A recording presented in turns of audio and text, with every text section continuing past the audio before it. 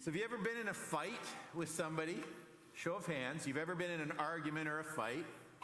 And, okay, there's hands already. Have you ever been in a fight and you realize partway in that you kind of forgot what you're fighting about, or at least where it started? So now you're fighting about something different. You're bringing up other things, and you're like, if you look back on it, you go, how did this all kick off? Yes? I'm not the only one. That's good. It can be easy to do that.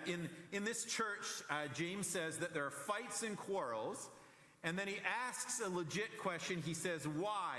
What's the cause of the fights and quarrels among you? What is causing the quarrels and fights among you? And then he proposes an answer to the question. He says, don't they come from the evil desires at war within you, within the people that are fighting? Which leads also to the next question, which is, what are these evil desires? What kind of evil things are they wanting? What is it they desire that is evil? And so he goes on to describe the situation. He says, you want what you don't have, so you scheme and kill to get it. You're jealous of what others have, but you can't get it, so you fight and wage war to take it away from them. Like, you feel like you're owed something, you feel like you deserve something, and you kind of go to war with the people around you to get it. You don't have it, other people do have it, makes you jealous, you scheme and kill to get it. But notice, even though he says it's heightened to that level where even killing, and whether you take that literally or you take it figuratively, and maybe sometimes it's been literal and sometimes it's just, you're willing to go after it with everything that you have and use violence to get what you want. Whatever it is, did you notice that he didn't say what the it is? Like, all through this passage, he never explains what the it is. He just says, it is something that other people have, you don't have, you're jealous, you're at war, you scheme and you kill, you're jealous, and you fight, and it causes quarrels and all kinds of problems among the people in the church. Some years ago, I went to Niger, which is a country in Africa, to visit our missionaries when I pastored in Perth, Ontario. And Niger is primarily a Muslim nation. And so while I was there, we were traveling. I was traveling with the denominational missions leader, and it was all a new experience to me. It was an incredible opportunity, and I was just like recovering from my car accident and walking with a cane, but I was kind of amazed that I could go to this other part of the world and see something I'd never seen. I love the desert, as you know. Usually it's been the desert in the States, but seeing a real desert in Africa was really amazing. And as we were there, you kind of get used to things. Like the first morning, I woke up early in the morning, as is my custom, whether I like it or not, and I could hear chanting outside the walls of the compound that we're in. And I'm like, are they storming the gates? Like, am I in danger? Is something bad going to happen? So I woke up Dan, that I was traveling with. We were in the same room, and I went over to his bed and went, Dan, is that a problem? And he's like, no, they play that over loudspeakers like a few times a day. And so every day we would hear this. It's kind of a mournful dirge. And this is a side story, but when I talked to our missionary Dave about it, he said, do you know what it means? And I'm like, no. Like, what's the translation? And he says, yeah. Do you know? And I said, no. He said, get up, wake up. It's better to pray than to sleep, which is so inspiring. But it was a sad kind of music, and it was very different when we gathered as the church there. But as we were talking, as I discussed with Dan what it meant and what the differences are in their country and all of that, he said, look, most of the Muslim population, they want what we want. They want their kids to grow up to be healthy and happy. They want their lives to be decent and kind of free of pain. They want to make sure that they're successful enough to, have food to eat and a place to live. And most of them, that's kind of their goals in life. And you wouldn't really notice a difference in the way that they look at the world other than the average person in Canada. But he said the difference was the true believers in Islam had a different attitude than true believers in Jesus. And so for Muslim people, if they were really true believers, they believed in, kind of violence to accomplish what they wanted to accomplish against their enemies. And so at one point, near the end of our stay there was a riot, and we almost drove straight into the riot, and it was kind of a scary situation for us to be in. But we were there, and we realized most of the people in that riot, it's a very large youth culture, like most of the population's under 25, and a lot of those guys were just like normal teenagers and young people here. It's like somebody says, let's go bust some stuff, they just went along. It wasn't that they were particularly hateful. They just thought, well, that's what everybody's doing today, so we'll go out and we'll get involved in this riot. And so Dan had explained to me that most of them want to be healthy and happy and have success in life and kind of gather some nice things and kind of have a good and a comfortable life. And so the difference was for the true believers on either side.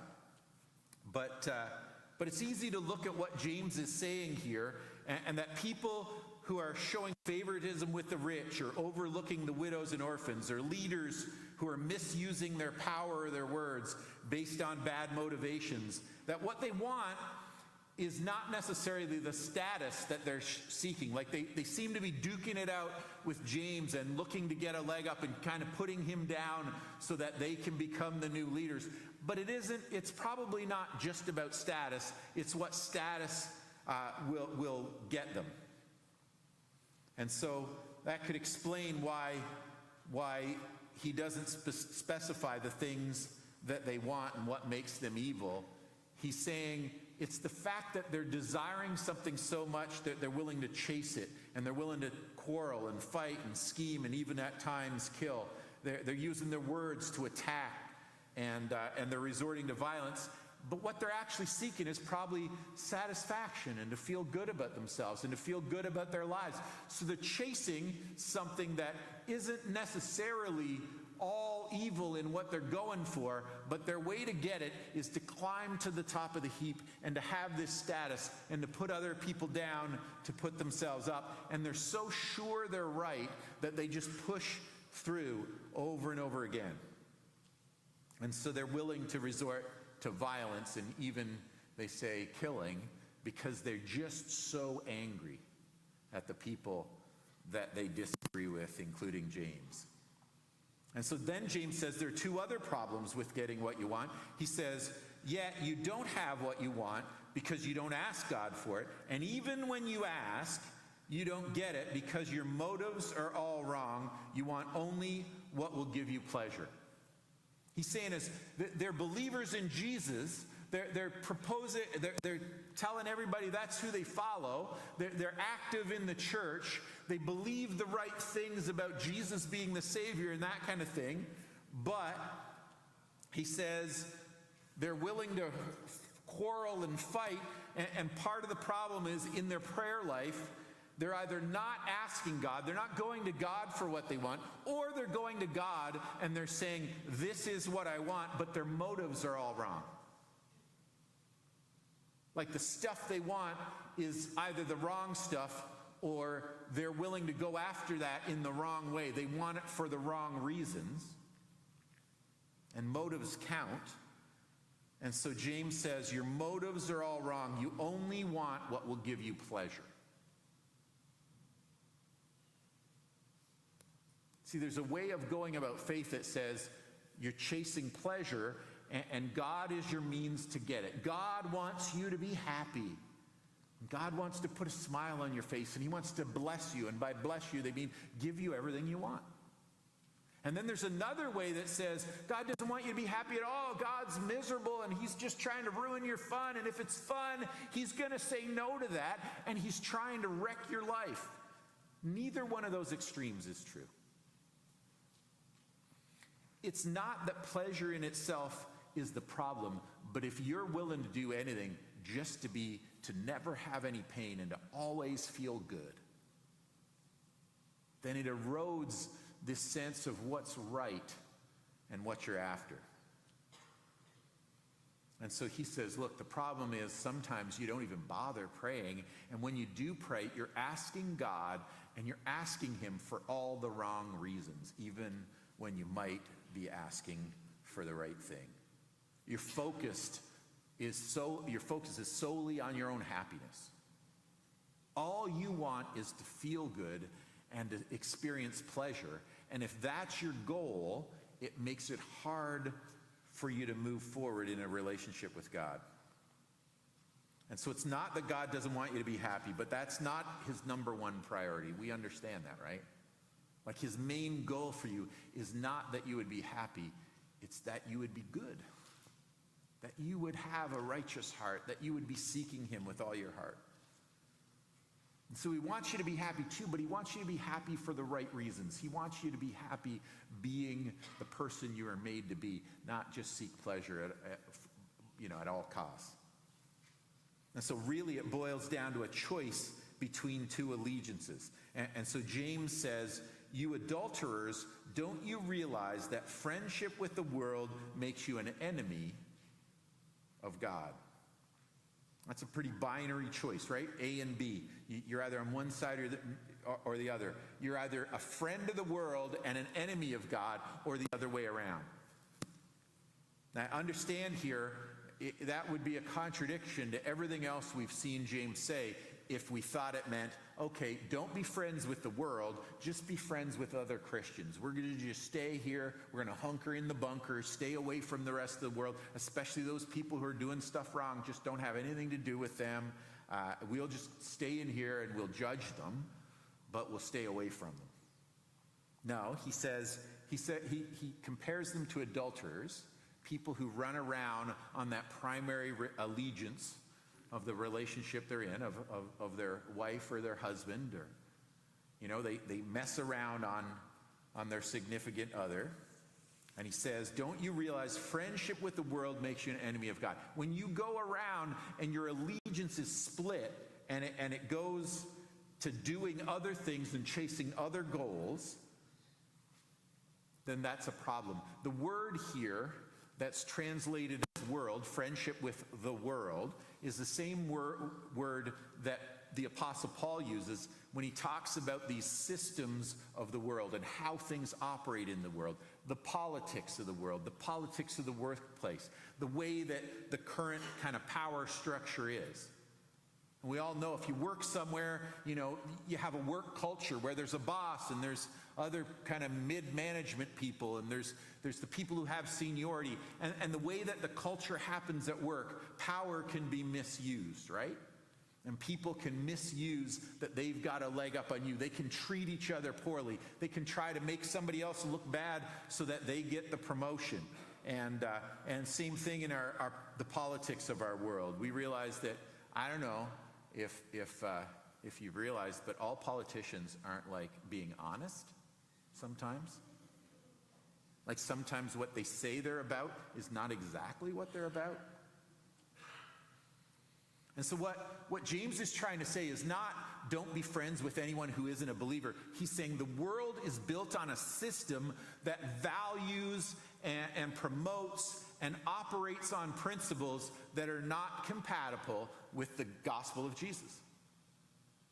So the system by which people climb the ladder and get ahead and accomplish all these things and achieve success and pleasure and the good life, he says the way that they're doing it doesn't fit with who we're supposed to be. We got a different kind of king, a different kind of kingdom, and so it doesn't fit. And so he says, if you're friends with that, if you dabble in that area, if you're willing to cut corners in order to get ahead in the world, if you're willing to kind of blur the lines of what right and wrong is and live the way the rest of the world lives, that's going to be a problem for God and your relationship with him.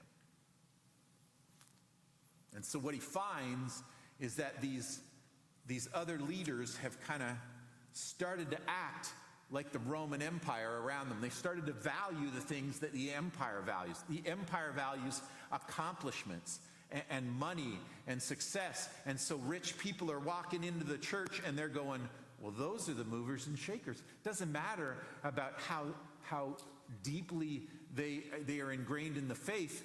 They're successful. Let's suck up to them. They're important.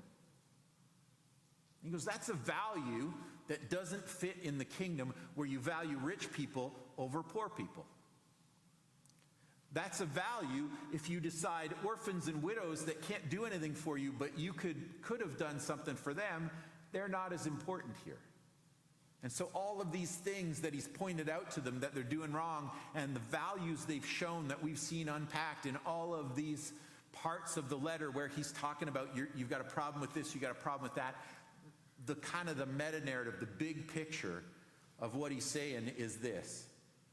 That all of those systems of how Rome is doing things, the system of how our world and our governments work, the system of how people use their power to get what they want and to chase after pleasure and to build for themselves a good life, feeling they deserve it more than anybody else around them, and they're willing to cut corners and get what they want at the expense of anyone else because, of course, me and my people are more important than any other people. He says that is at direct opposition to the kingdom of God. And if you're friends with that system, if you buddy up to that, if you start to take on those values, you can't be friends with God at the same time. You make yourself an enemy of the gospel, of the kingdom. You make yourself an enemy of God by being like way in with that whole system of operating.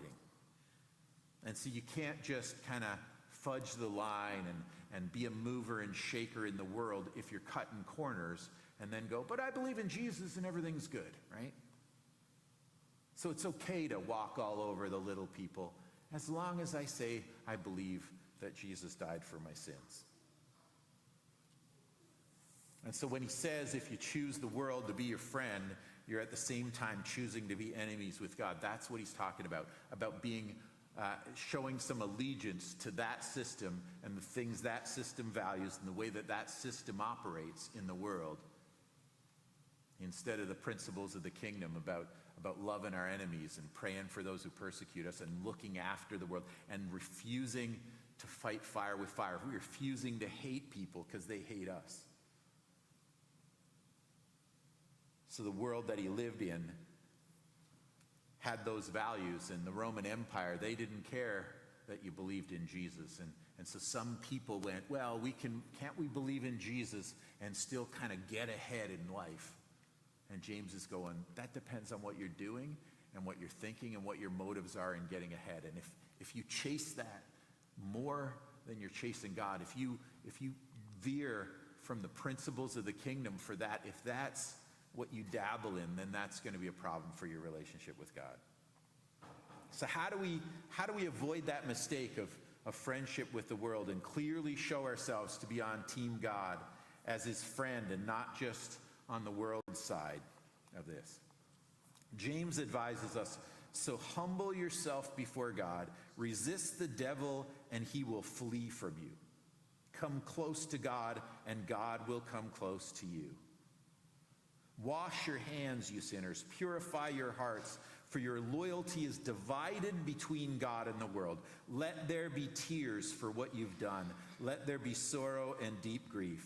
Let there be sadness instead of laughter and gloom instead of joy. Humble yourself before the Lord, and he'll lift you up in honor. He says, look, the goal here is to get things straight. And if you realize that your values are off, he said the only way that you can really figure out if you're off course and you're dabbling in both worlds and your allegiance is divided, if that's you, the only way to figure that out is to humble yourself before God. You got to ask him the question, am I doing that? And with an open mind to hear his answer and not making excuses for yourself. Sometimes when we get in an argument, you can get going and the light bulb can go off, right? Particularly if you've got a significant other or there's somebody in your life that you're close friends with. If you've ever had a fight with them and you're arguing back and forth, there's that moment when the light bulb goes on and you go, darn it, I'm wrong. She has a point. I think she's right. And you can go, keep fighting, or you can say, fine, you win. pretend like you're doing her a favor, right? Pretend like you're doing him a favor, and you're just giving in, and go ahead, take the win. But the right thing to do in that moment is to be humble and to say, I was wrong. And the only way that we can really own that being wrong is that we put ourselves in that place before God. And he says, humble yourself before God. If you resist the devil, like the devil is messing with you. He's getting your head in the wrong place. He's making you chase values that are not good for you. You are caring about things that should not be that important to you. And you've messed up all the price tags, and the things you think are so important are not as important, and some of the things that you're overlooking here are deeply important. And he says, this is the way to correct all that. This is the way to course correct. This is the way to even know that you're off course, is you humbly bow before God and you go, I'm like, help me if I'm wrong. Show me so that I can get it right. Help me to stop making excuses. Help me not to rationalize and talk myself into that I'm in the right, but to hear your voice if you're trying to tell me that I need to change my attitude, change my belief structure, change the way I'm acting, change the principles by which I'm chasing, even if what I'm chasing is actually noble. And so he says, if you do that, if you're able to figure out where Satan is kind of pushing your buttons, he says if you resist him, if you fight him off, if you say no to him, he runs. That the evil that is trying to talk you into it, if you just get over that hump and you say no once, it kind of pushes that back. And so he says, wash your hands, you sinners. Purify your hearts, your loyalties divide. He says, if you come to your senses and realize you're wrong and try to fix it. He says, let there be sorrow and deep grief, like be sorry for the stuff that you've gotten wrong. Let there be sadness instead of laughter and gloom instead of joy. Humble yourself before the Lord. And here's the beautiful part. He will lift you up. He says the very act of humbling before him doesn't mean he's going to step on you and squash you and rub it in and rub your nose in it. His goal is to restore you so he can lift you up new, and you can get past the things that were pushing you in the wrong direction and making what you're doing kind of twisted because you're chasing things in all the wrong ways. He's saying if you humble yourself, you dig deep, and you allow God to sort out the baggage and make things right. That if you're humble before God, the end result, if you're really sorry for the things that you find that are wrong, if you realize that that's Satan pushing your buttons, that's not what the scriptures say, that immediately you take this humble position and you go, I don't want to follow you. I don't want to fall for your tricks anymore. I want to follow Jesus with my whole heart. I want that to be my allegiance. I don't want to be halfway in the world and halfway with Jesus. I want to give him everything. He goes, if you do that, then he will lift you up in honor. This is worship talk in this passage, in this part of the passage. When he says, humble yourself before God, it's the talk. It reminded them of the worship they went through when they came into the temple and went before God and prayed to him. It's the Christians gathering together as one body and sorting out the stuff that they had going on. And he says, wash your hands. And that was a symbol that you were saying, I'm done with the old life. I'm done with the bad decisions. I'm done with the hurtful things that I've done. I've done with that system. And so he says, wash your hands, purify your hearts, get things straight so that you can walk away clean. If you humble yourself before God and you let him work in you, he'll make things right. And instead of being, flat out on the floor, you'll actually be able to lift your head up and feel good about who you are, because you'll be the person you were meant to be. And here again, you see James just drilling down and trying to give us a life that's worth living, a life that is a kingdom life, that represents the way that God made us to be. And the truth is, there's no joy, there's no real satisfaction, there's none of that without him. But if we chase the joy, if we chase the pleasure for the pleasure's sake, we never get it. But if we chase God and his kingdom, we'll find it deeply satisfying, and we'll find the place that gives us the satisfaction that we were looking for by getting our own way. And being unselfish and selfless and caring about others, even those who are our enemies, will actually give us the result that our hearts will be at peace. Because the kingdom works. And so James says, if you really want to reach the end, you can't chase the wrong stuff. Because it's God and his kingdom that should have our primary allegiance.